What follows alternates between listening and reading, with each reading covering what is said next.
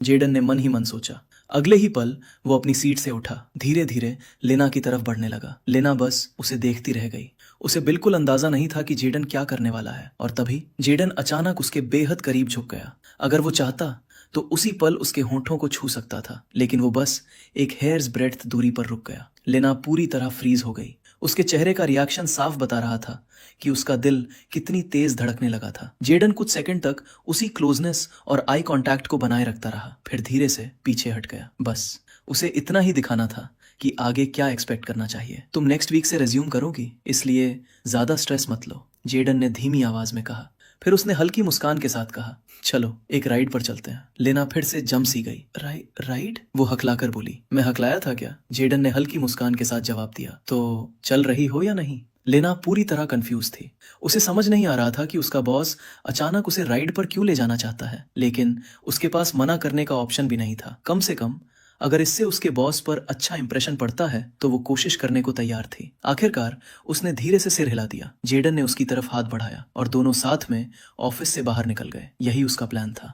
जैसे जैसे उसकी इंटेलिजेंस बढ़ रही थी, वो भी स्ट्रेटेजिक खेल खेलना सीख रहा था। इस राइड के दौरान वो देखना चाहता था कि चीजें कहां तक जा सकती हैं, और शायद बहुत जल्द लेना भी उन 3 औरतों में शामिल हो जाए जो लाइट बोर्ड पेंट हाउस तक पहुंच चुकी थी। और इसी के साथ एक नया टास्क धीरे धीरे आकार लेने लगा। मैक्लेरन सेबर के ट्विन टर्बो V8 इंजन की धीमी घरघराहट पूरे पार्किंग गैराज में ऐसे गूंज रही थी जैसे कोई सोया हुआ दानव जाग रहा हो। उसकी चमकदार लाल बॉडी फ्लोरोसेंट लाइट्स के नीचे ऐसे चमक रही थी मानो खुद कार को भी इस सफर की अहमियत महसूस हो रही हो। जेडन ने अपनी हथेलियां रगड़ी और हल्का मुस्कुराया। वाह! पीछे से लिन्ना धीमे से बोली जब वो उसके पास आई। ये तुम्हारी है? जेडन मुड़ा। उसके हाथ में रिमोट की थी, और उसी समय कार के बटरफ्लाई डोर्स धीरे धीरे हिस की आवाज के साथ ऊपर उठने लगे। अब भी लगता है कि मैं बाइक चलाता हूँ। लिन्ना ने कुछ नहीं कहा। उसने बस नर्वस होकर अपनी ड्रेस ठीक की। उसका कॉन्फिडेंस,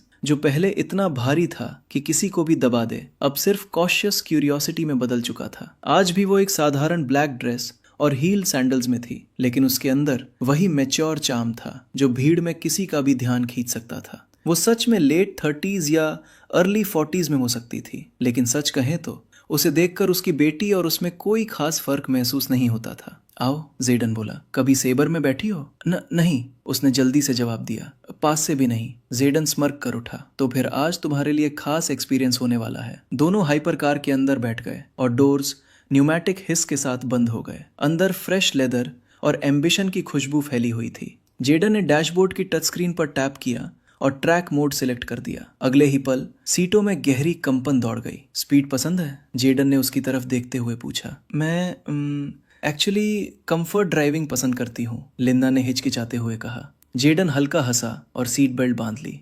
तो फिर तुम अब अनकंफर्टेबल लग्जरी एक्सपीरियंस करने वाली हो। उसकी आंखें शार्प थीं जब उसने कार आगे बढ़ाई। जैसे ही वो अंडरग्राउंड पार्किंग से बाहर निकले, धूप विंडशील्ड पर चमक उठी। लिंदा ने कुछ पल के लिए आंखों पर हाथ रखा, फिर उसकी तरफ देखा। मुझे अभी भी समझ नहीं आ रहा, उसने कहा। तुम ये सब क्यों कर रहे हो? मुझे ऐसी राइड पर क्यों लाए हो? इतना सब होने के बाद मेरी बेटी, मैं। जेडन ने उसकी तरफ देखने की भी जहमत नहीं उठाई। उसकी नजरें सिर्फ सड़क पर टिकी थीं। तुम्हें यह समझना होगा कि मैं चीजें सिर्फ माफ करने या भूलने के लिए नहीं करता, उसने शांत आवाज में कहा। कभी कभी मैं पूरी चेस बोर्ड रीसेट करने के लिए भी चाल चलता हूँ। लिन्ना ने भौहें सिकोड़ ली, लेकिन इससे पहले कि वो कुछ और पूछती, जेडन ने एक्सेलरेटर पूरी ताकत से दबा दिया। असल में वो उसके और सवाल सुनना ही नहीं चाहता था। सेबर मिसाइल की तरह आगे उछली। दोनों अपनी सीटों में दब गए, जबकि कार चीखती हुई बाकी गाड़ियों को पीछे छोड़ने लगी। Oh my god, Jadon!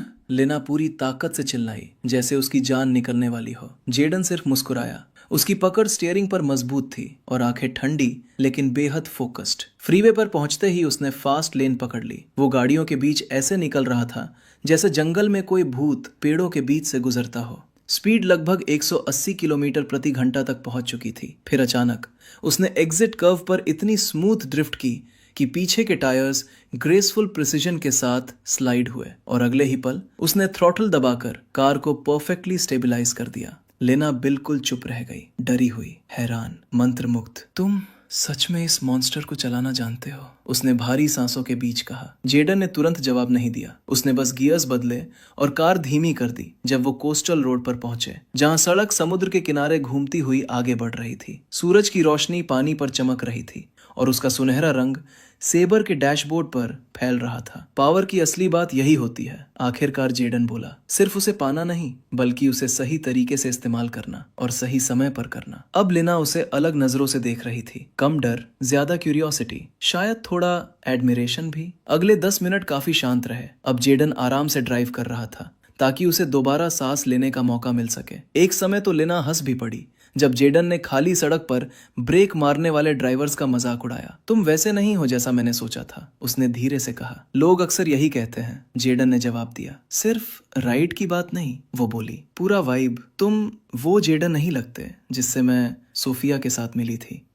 Jadon सूखी हंसी हंसा। वो आदमी मर चुका है और शायद तुम्हारी उसी बेटी ने उसे मारा है। लेना का चेहरा फिर से खराब हो गया, लेकिन उसने जेडन के चेहरे पर वही इस बारे में बात मत करो वाला एक्सप्रेशन देखा। इसलिए उसने बस कंधे उचकाए और चुप रहना बेहतर समझा। जब तक वो शहर लौटे, सूरज ऊंची इमारतों के पीछे ढलने लगा था। जेडन ने कार एक ओपन एयर पार्किंग लॉट में रोकी, जहां से स्काईलाइन का शानदार व्यू दिख रहा था। मैं जल्द ही यहाँ रहने वाला हूँ, जेडन ने दूर खड़े एक सफेद टावर की तरफ इशारा करते हुए कहा। लाइट बोर्ड पेंट हाउस, नाम सुना है? लेना की आंखें चौड़ी हो गईं। रुको, वही लाइट बोर्ड जिसकी कीमत $3 लाख हर 2 हफ्ते की? जेडन ने उसकी बात काट दी। हाँ, फिलहाल सिर्फ 1 हफ्ते के लिए लिया है, लेकिन चाहूं तो स्टे बढ़ा भी सकता हूँ। लेना शौक में ब्लिंक करने लगी। तुम मुझे ये सब क्यों बता रहे हो? अब उसकी क्यूरियोसिटी के साथ सस्पिशन भी साफ दिख रही थी। जेडन कार से बाहर निकला और उसकी साइड का डोर खोलकर उसे बाहर आने में मदद की। वो धीरे धीरे बाहर आई, कंफ्यूज्ड लेकिन इंट्रीग्ड। मैं चाहता हूं कि तुम 3 दिन बाद वहां हो, जेडन ने अचानक कहा। उसे रीसेट प्लेस समझो, तूफान से पहले की शांति। उसके बाद तुम काम शुरू करोगी, लेकिन अभी बस वहां रहना। मैं ही क्यों? उसने आधी फुसफुसाहट में पूछा। तुम किसी और को चुन सकते थे,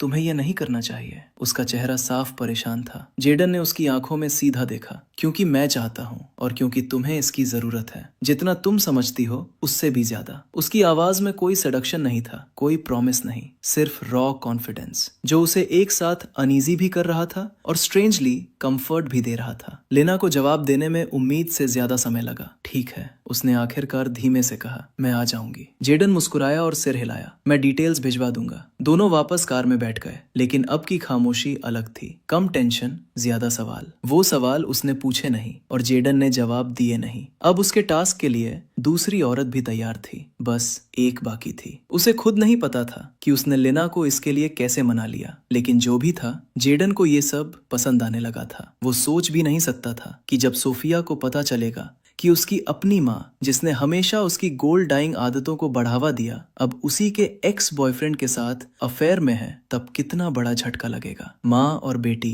एक दूसरे के खिलाफ हो जाएंगी और जेडन उस पल का बेसब्री से इंतजार कर रहा था। लेकिन ये सब सच करने के लिए उसे मेहनत करनी थी। उसे लेना को हैरम मेंबर बनाना होगा, चाहे थोड़े समय के लिए ही सही। अपनी रिवेंज प्लान और उसकी लॉयल्टी दोनों के लिए, और उसे उसकी अफेक्शन उस लेवल तक बढ़ानी होगी जहां सब सबसे अच्छे से काम करें, कम से कम 60%। ये किसी बेहद खतरनाक चीज की शुरुआत थी। अब जबकि उसके पास पहले से ही 2 लड़कियां थीं, तनाव काफी कम हो चुका था। तभी जेडन को अचानक कुछ समझ आया और रियलाइजेशन होते ही उसके होठों पर हल्की मुस्कान आ गई। ग्रेट, मैं टेमी को भी साथ ले आऊंगा, उसने बड़बड़ाते हुए कहा और लेना को ड्रॉप करने के बाद अपनी कार स्टार्ट कर दी। लेकिन तभी आप उन लेडीज का इस्तेमाल नहीं कर सकते जिनका अफेक्शन 60% से ऊपर हो। होस्ट, टेमी इस मामले में पूरी तरह बाहर है। आपको किसी और को ढूंढना होगा। जेडन का जबड़ा हल्का खुल गया। अब कौन? उसने लगभग फ्रस्ट्रेटेड होकर कहा। ऐसा भी नहीं है कि मेरे पास और कोई ऑप्शन हो। बिल्कुल है। जेडन ने इंटरफेस को घूरा। उसकी आंखों में हल्की इरिटेशन थी, लेकिन उसने ज्यादा बहस नहीं की। आखिर ये एक ऐसा टास्क था जिसे उसे जल्द से जल्द पूरा करना ही था, ताकि रिवॉर्ड्स मिल सके। कंपनी के प्रोजेक्ट में फंडिंग डालने के बाद उसके बैंक अकाउंट में सिर्फ $7 मिलियन बचे थे। अगर कैंपस वाला टास्क कंप्लीट करने पर रिवॉर्ड्स नहीं मिले होते तो उसके पास इससे भी कम पैसे बचते। अब उसे साफ समझ आ चुका था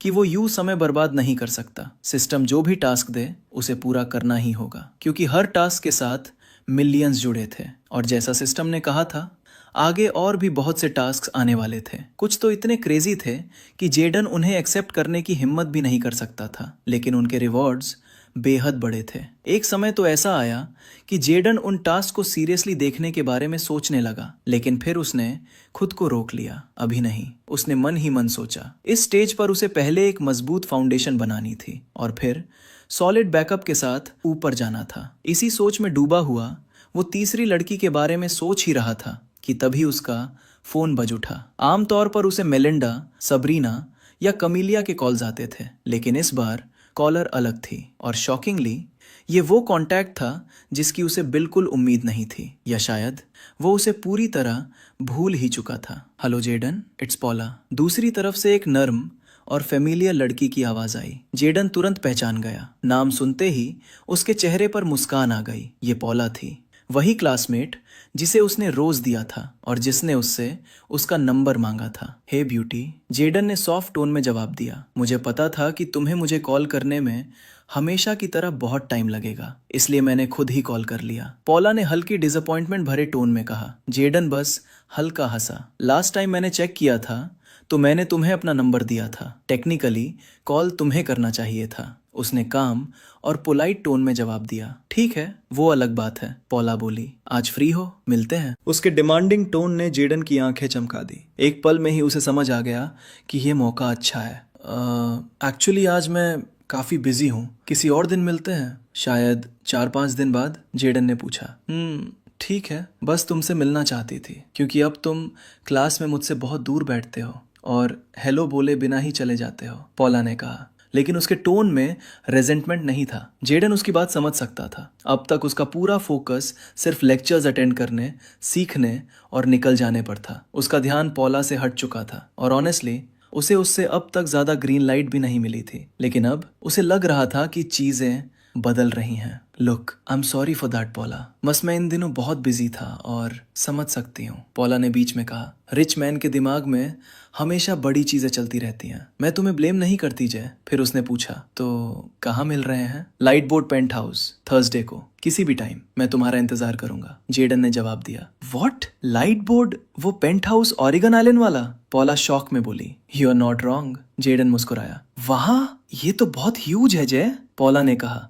उसके गाल हल्के लाल पड़ चुके थे। हमारा साथ बिताया गया टाइम भी उतना ही ह्यूज होगा। जेडन फ्लर्ट करने से खुद को रोक नहीं पाया। दूसरी तरफ पॉला जोर से ब्लश कर गई। श्योर इट वुड, उसने धीमी आवाज में कहा और फिर कुछ देर बाद दोनों ने कॉल एंड कर दिया। उसी पल जेडन के सामने एक नोटिफिकेशन पॉपअप हुआ। New harem member added, name Paula Ederson, occupation student, freelancer, affection level 17%, status slightly interested. Note: intimacy paths available through care, respect and playful flirtation.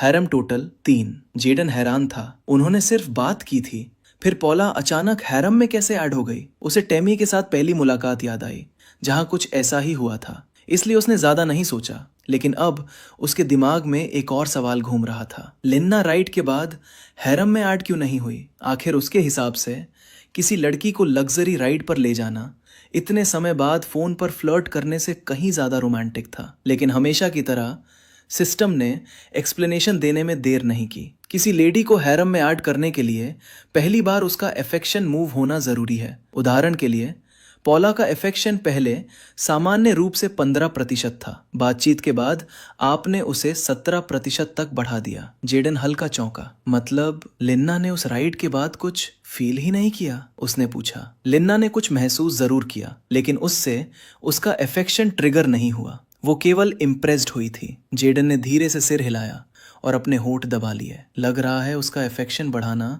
आसान नहीं होगा, उसने बड़बड़ाया। लेकिन उसे इससे कोई प्रॉब्लम नहीं थी। हर वुमेन की पर्सनालिटी अलग होती है और लिन्ना जैसी मैच्योर वुमेन के साथ ये ऑब्वियस था। आखिर वो कोई सिंपल लड़की नहीं थी। ऐसी स्ट्रॉन्ग विमेन से यही उम्मीद की जाती है, विमेन जो उसकी बिजनेस और सोशल लाइफ दोनों में बड़ा बदलाव ला सकती थी अगर वो उनकी लॉयल्टी जीत पाए। लिन्ना ऐसी ही महिलाओं में से एक थी और जेडन को पूरा यकीन था कि आगे और भी कई ऐसी महिलाएं उसके हैरम में शामिल होंगी। पर्सनैलिटी चाहे जैसी भी हो, पर्पस सबसे पहले आता है। तभी उसके फोन से एक बीप की आवाज आई। उसने स्क्रीन देखी। ये वायरेक्स की तरफ से अपडेट था। वायरेक्स कॉइन ट्रेडिंग अपडेट। वायरेक्स कॉइन है स्काई रॉकेटेड टू $10,000 पर कॉइन। बस इतना पढ़ते ही जेडन शॉक में जम गया। किंग्सलेज मैंशन के अंदर ग्रेगरी किंग्सले और उसका बेटा रॉयस लिविंग रूम में बैठे किसी गंभीर मुद्दे पर बात कर रहे थे। ये साफ है कि वेंस लोग केस दोबारा उठाने वाले हैं। मुझे लगता है वे एमरसन के बेटे को इस्तेमाल करना चाहते हैं। बेचारा लड़का शायद ये भी नहीं जानता कि वे उसे सिर्फ फ्यूल की तरह यूज करेंगे, ग्रेगरी ने कहा। आई स्लाइटली डिसएग्री फादर, रॉयस ने गंभीर एक्सप्रेशन के साथ कहा। जेदन भले ही जवान हो, लेकिन वो इतना आसान नहीं है कि कोई उसे मैनिपुलेट कर ले। मैं उसे सालों से जानता हूँ, भले ही हम दोस्त नहीं थे। ग्रेगरी ने गहरी नजर से बेटे को देखा। तो हमें सबसे ज्यादा किससे डरना चाहिए, जेडन, लूका, कर्टिस या साइलस?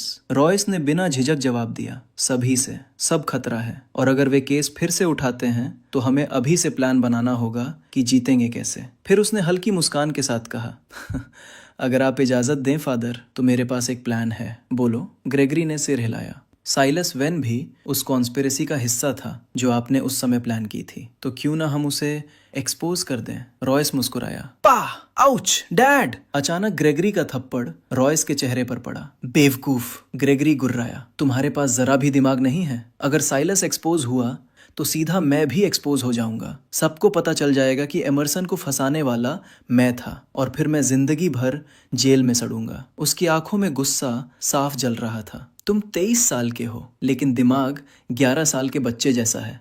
रॉयस ने ऑकवर्ड हंसी दी। इट्स ओके डैड, मैं कोई और तरीका सोच लूंगा। आपको मुझ पर भरोसा करना चाहिए। तुम्हारे प्लान्स फॉलो करने से पहले मुझे 10 बार सोचना पड़ेगा। ड्राई हेड, ग्रेगरी ने तिरस्कार से कहा। रॉयस का चेहरा उदास हो गया, और फिर उदासी धीरे धीरे गुस्से में बदल गई। वो कमरे से निकलने ही वाला था कि ग्रेगरी ने उसे रोक लिया। कहाँ जा रहे हो? उसने घूरते हुए पूछा। अपनी गर्लफ्रेंड से मिलने, ऑब्वियसली। रॉयस ने भी घूर कर जवाब दिया। ग्रेगरी का चेहरा तुरंत काला पड़ गया। वो उठकर रॉयस के पास आया। उसकी मुट्ठी बंध चुकी थी, और रॉयस अच्छी तरह जानता था कि इसका मतलब क्या होता है। जब ग्रेगरी उसके बिल्कुल करीब पहुंचा, उसने रॉयस की कॉलर पकड़ ली। वो चाहता तो अभी उसे मार सकता था, जैसे हमेशा करता था जब रॉयस कोई बेवकूफी करता, लेकिन इस बार उसने खुद को रोक लिया। कुछ सेकंड बाद उसने मुट्ठी ढीली की, मगर कॉलर नहीं छोड़ा। तुम कितने बेवकूफ हो, ग्रेगरी ने भारी आवाज में कहा। तुम्हारे पिता को तुम्हारी जरूरत है, और तुम लड़कियों के पीछे भाग रहे हो। रॉयस ब्लिंक करने लगा। You didn't need my help. पाह!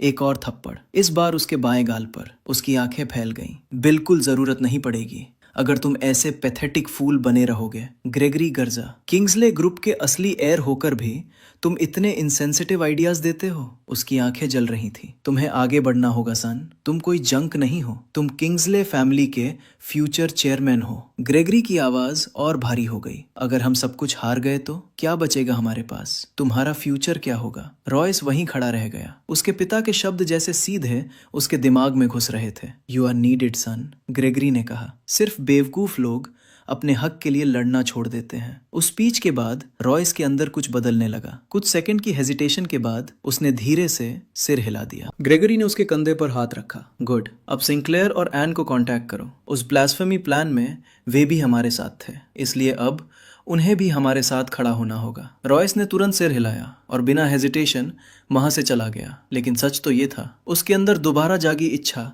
सिर्फ अपने पिता को जेल से बचाने के लिए नहीं थी। नहीं, असल वजह थी वो किंग्सले ग्रुप को आखिर में अपना बनाना चाहता था। I'll do whatever it takes, उसने मन ही मन कहा। हमारे खिलाफ जो भी खतरा बनेगा, मैं उसे खत्म कर दूंगा। दूसरी तरफ जेडन अब भी शॉक में था। वायरेक्स कॉइन कुछ ही दिनों में इतनी तेजी से कैसे बढ़ गया? कुछ दिन पहले उसकी कीमत $500 भी नहीं थी, और अब $10,000 प्रति coin. I can't believe this, Jaden ने अपनी आंखें रगड़ते हुए कहा। लेकिन ये सपना नहीं था, सब सच था। सिस्टम की आवाज गूंजी। बैडली सरप्राइज्ड, जेडन लगभग चिल्लाया। मैंने 4 लाख वायरेक्स कॉइन्स खरीदे थे, और अगर हर कॉइन अब $10,000 का है तो मेरे पास ऑफिशियली $4 बिलियन हैं। उसकी आंखें एक्साइटमेंट से फैल गईं। मुझे पता है, लेकिन हमेशा की तरह सिस्टम की आवाज शांत थी। जेडन के दिल में खुशी संभल नहीं रही थी। तभी अभी कॉइन्स ट्रेड करने की सलाह नहीं दी जाती। एक पल में जेडन के चेहरे की सारी चमक गायब हो गई। व्हाट, मजाक कर रहे हो क्या? उसने इंटरफेस को घूरा। ये सिर्फ अर्ज है, अभी बेचोगे तो बाद में पछताओगे, अभी सही समय नहीं है। जेडन का जबड़ा खुल गया। वाई? मैं अब ऑफिशियली बहुत अमीर हूँ, उसने फ्रस्ट्रेशन में कहा। लेकिन सिस्टम शांत रहा। सच में? क्या तुम्हें लगता है तुम अमीर हो चुके हो? जेडन की आंखें सिकुड़ गईं। व्हाट? क्या तुम अब अपने दुश्मनों से ज्यादा अमीर हो? और उसी पल जेडन फ्रीज हो गया। उसने गहराई से सोचना शुरू किया। ग्रेगरी की नेटवर्थ लगभग 16 से 17 बिलियन डॉलर है, उसने धीरे से कहा। और ऑनेस्टली मुझे वेन्स पर भी भरोसा नहीं है। उनकी वर्थ करीब 7 बिलियन है। उसका चेहरा डार्क हो गया। क्रैप, वे अभी भी मुझसे ज्यादा अमीर हैं। देखा, इसलिए पेशेंस सीखो होस्ट। अगर तुम सच में अपने पिता का बदला लेना चाहते हो, अगर सच में टॉप पर पहुंचना चाहते हो, तो फिलहाल पेशेंस ही सबसे जरूरी है। जेडन ने लंबी सांस ली और धीरे से सिर हिला दिया। उसके बाद वो सीधे घर लौट गया। रास्ते भर वो यही सोचता रहा कि सही समय कब आएगा कॉइन्स कैश आउट करने का। लेकिन एक बात साफ थी, जब तक कॉइन्स ग्रो करते रहेंगे, पेशेंस भी मजबूत बनी रहेगी। जब वो घर पहुंचा, टेमी हमेशा की तरह डिनर तैयार कर चुकी थी। लेकिन फ्रेश होने के बाद भी वो तुरंत खाने नहीं बैठा। उसने टेमी की तरफ देखा। उसका चेहरा थोड़ा डल था और जेडन जानता था क्यों। सुबह वाले उस एग इंसिडेंट की वजह से, जब उसने कहा था कि एग का टेस्ट मिट्टी जैसा है, और उस इंसल्ट की वजह से टेमी का अफेक्शन कम हो गया था। वो जानता था कि टेमी को बुरा लगा था और वो बिना दूसरा खाना बनवाए ही निकल गया था। टेमी को दुख हुआ था, शायद गुस्सा भी, और ऑनेस्टली उसे पूरा हक था। हे, जेडन ने कहा जब टेमी खाना लेकर आई। टेमी बिना जवाब दिए वापस जाने लगी। लेकिन तभी जेडन ने उसका हाथ पकड़कर उसे अपनी तरफ खींच लिया और सीधे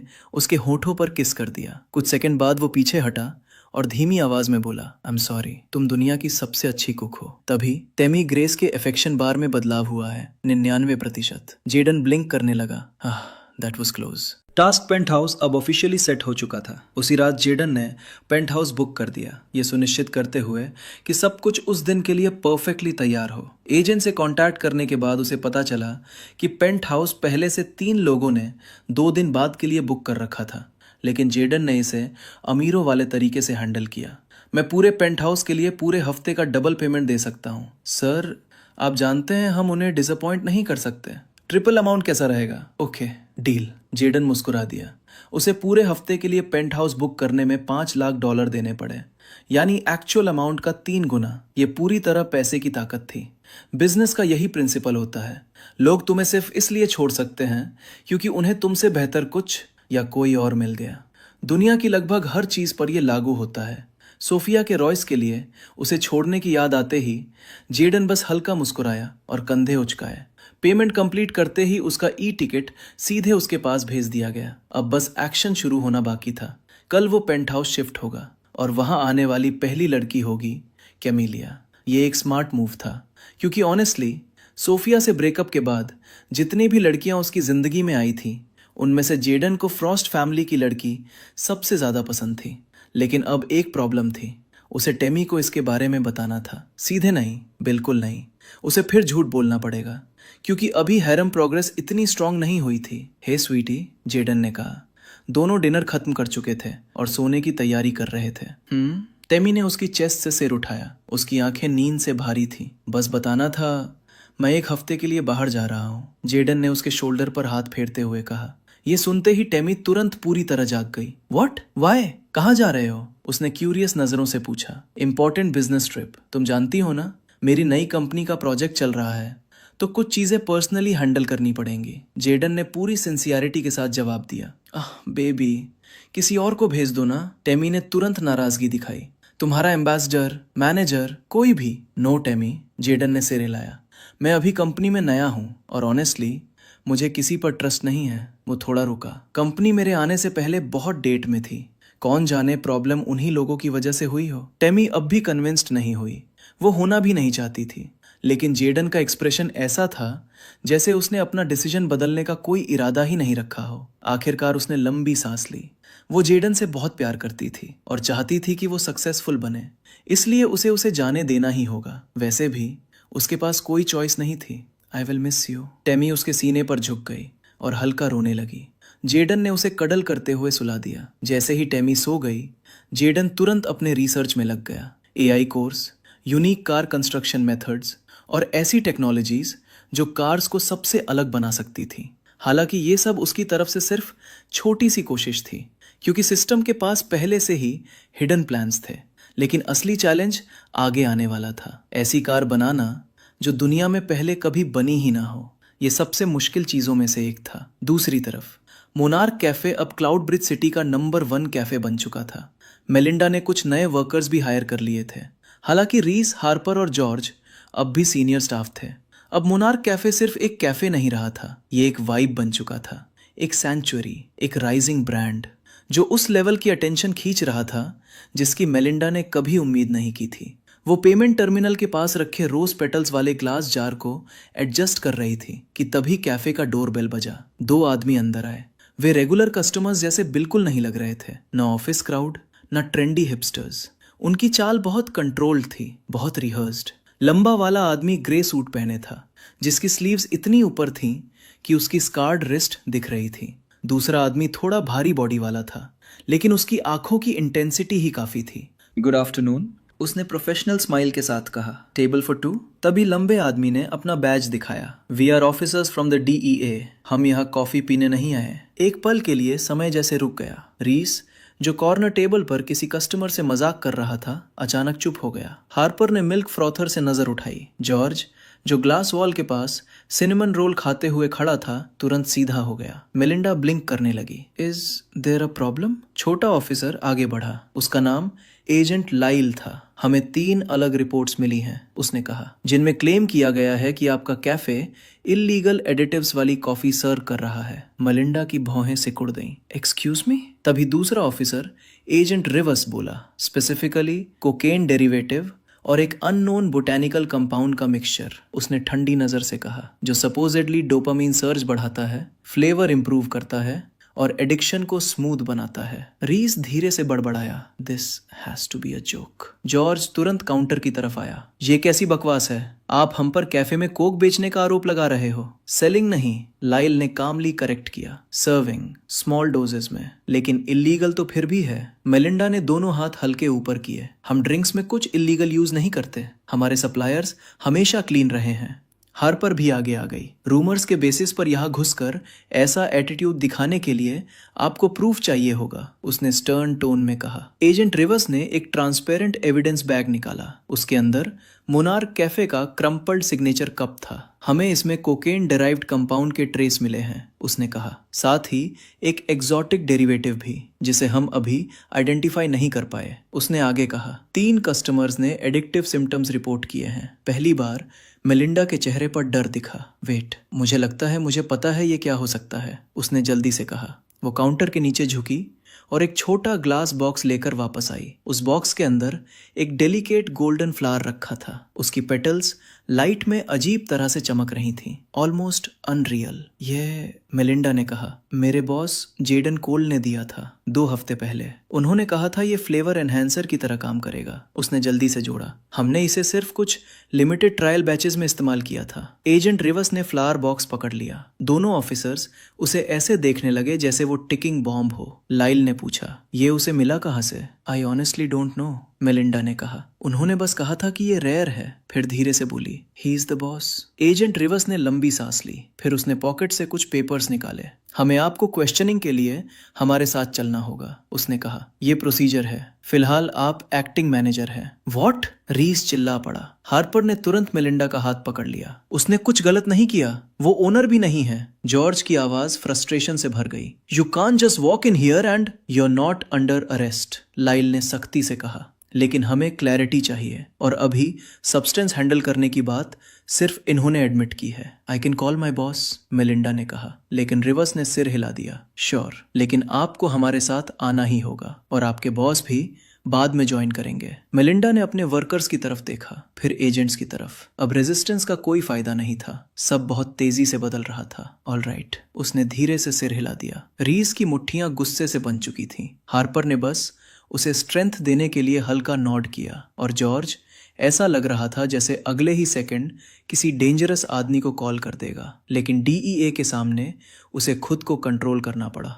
जब मेलिंडा एजेंट्स के साथ कैफे से बाहर निकली तो उसके दिल पर गिल्ट का भारी बोझ उतर चुका था। The flower, the flavour boost, the customer hype, क्या ये सब बहुत आगे निकल गया? उसने मन ही मन सोचा। उसे अभी जवाब नहीं पता था, लेकिन एक बात साफ थी, अब ये सिर्फ कॉफी फ्लेवर का मामला नहीं रहा। मोनार्क कैफे अब रेडार पर आ चुका था और शायद गेम अब बदल चुका था। अगली सुबह लगभग 9 बजे जेडन लाइट बोर्ड पहुंचा। उसने पूरे बिल्डिंग को रेंट पर ले लिया था, इसलिए अगले 7 दिनों तक ऐसा लगने वाला था जैसे पूरा लाइट बोर्ड उसी का हो। अंदर जाने से पहले उसे सिक्योरिटी को अपना ई टिकट दिखाना पड़ा और साथ ही ये भी बताना पड़ा कि वो किसी का इंतजार कर रहा है। बिल्कुल जाहिर था, कैमिलिया पहली लड़की बनने वाली थी जो यहाँ आने वाली थी, और जैसा उसने पहले कहा था वो सिर्फ 2 दिन रुकने वाली थी। जेडन चाहता था कि वो ज्यादा समय तक रुके ताकि वो उसके साथ और वक्त बिता सके, लेकिन कैमिलिया जैसी बिजी लड़की के लिए ऐसा लगभग नामुमकिन था। उसने साफ कहा था कि यहाँ से जाने के अगले ही दिन उसे बिजनेस ट्रिप पर निकलना होगा। जेडन 1 घंटे से ज्यादा समय तक उसका इंतजार करता रहा, लेकिन उस दौरान उसने पेंथ हाउस में काफी चीजें सेट करवा दी थी। कुछ देर बाद एक फीमेल सिक्योरिटी ऑफिसर कैमिलिया को अंदर लेकर आई। जैसे ही वो विशाल लग्जूरियस लिविंग रूम में दाखिल हुई, मार्बल फ्लोर्स और गोल्ड फर्निश्ड चेयर्स की चमक पूरे हॉल को रॉयल बना रही थी। जेडन तुरंत उसकी तरफ बढ़ा। वेलकम प्रिंसेस, उसने मुस्कुराते हुए कहा और उसे हक कर लिया।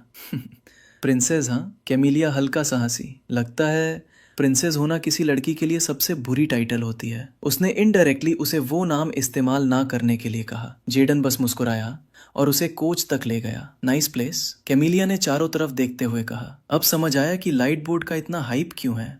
हाँ सच में, जेडन ने जवाब दिया। फिर वो वाइन रैक की तरफ गया और वहां से 1 बॉटल वाइन और 2 ग्लासेस उठा लाया। उसने पहला ग्लास आधा भरकर कैमिलिया को दिया। थैंक्स, उसने सिप लेते हुए कहा। जेडन ने दूसरा ग्लास भरा और खुद भी सिप लिया। दोनों एक दूसरे को देखकर मुस्कुराए और फिर लिविंग रूम में बैठकर बातें करने लगे। लेकिन जेडन के दिमाग में शुरू से ही एक सवाल था और अब उसे लगा कि पूछने का सही मौका आ गया है। जब कैमिलिया उसी कोच पर उसके करीब बैठ गई, जेडन ने उसकी तरफ देखते हुए पूछा, बताओगी कि तुम्हारे फादर ने तुम्हें प्रिंस ऑफ नॉर्थेजिया के लिए वापस क्यों बुलाया था? कैमिलिया कुछ पल के लिए फ्रीज हो गई, फिर उसने धीरे से सिर हिलाया। वो हेजिटेंट थी, लेकिन अंदर कहीं ना कहीं वो ये बात उसे बताना चाहती थी। असल में, उसने धीरे से कहा, मेरे फादर चाहते हैं कि मैं प्रिंस केल से शादी करूं। ये कहते हुए उसकी नजरें लगातार जेडन के चेहरे पर थीं, जैसे वो उसका रिएक्शन पढ़ना चाहती हो। लेकिन जेडन इतना स्मार्ट था कि उसने कोई इमोशनल रिएक्शन नहीं दिखाया। ये बात कैमिलिया को थोड़ी पसंद नहीं आई, क्योंकि वो कभी अपने असली फीलिंग्स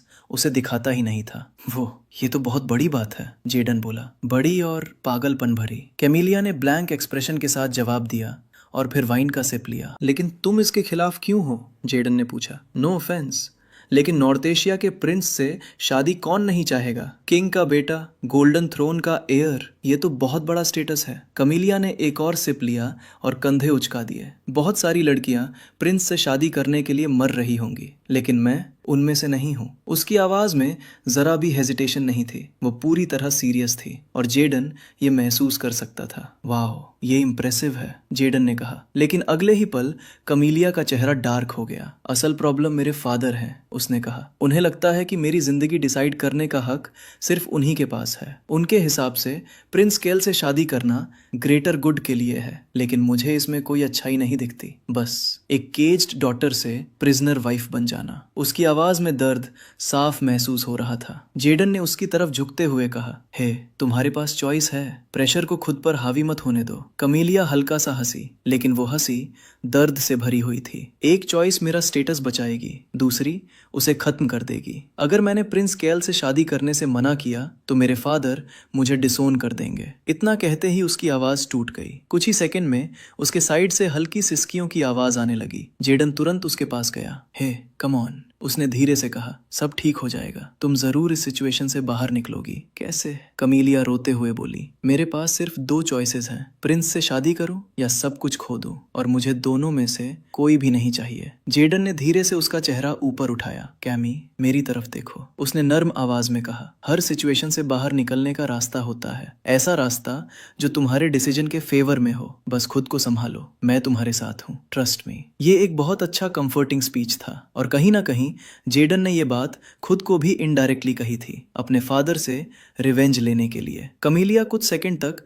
बस उसके चेहरे को देखती रही, फिर धीरे से सिर हिलाया, लेकिन अगले ही पल उसके चेहरे का एक्सप्रेशन अचानक बदल गया और बिना वार्निंग दिए उसने खुद को जेडन की तरफ झोंक दिया और उसके लिप्स पर किस कर लिया। कुछ सेकंड के लिए जेडन की आंखें शार्प हो गईं। पहली चीज की उसे उम्मीद नहीं थी, लेकिन दूसरी चीज की थी, और इस बार उसने खुद को बिल्कुल नहीं रोका। उस दिन वाली डेट उसके फादर के सडन समन की वजह से खराब हो गई थी, लेकिन आज सब अलग होने वाला था। कमीलिया बिना अपने फादर को बताए घर से निकली थी। उसने बॉडीगार्ड्स भी साथ नहीं लाए थे, उसका फोन भी स्विच्ड ऑफ था। फ्रॉस्ट फैमिली की खूबसूरत प्रिंसेस के साथ वक्त बिताने का इससे बेहतर मौका नहीं हो सकता था, और जेडन इसे वेस्ट करने वाला नहीं था। सच तो ये था कि कमीलिया खुद भी लंबे समय से उसे चाहती थी, और अब आखिरकार उसे मौका मिला था। दोनों काफी देर तक एक दूसरे के साथ उस खास पल का आनंद लेते रहे। उनके बीच एक अजीब सी गर्माहट थी, जैसे दोनों धीरे धीरे दुनिया से कटते जा रहे हों। कुछ ही देर बाद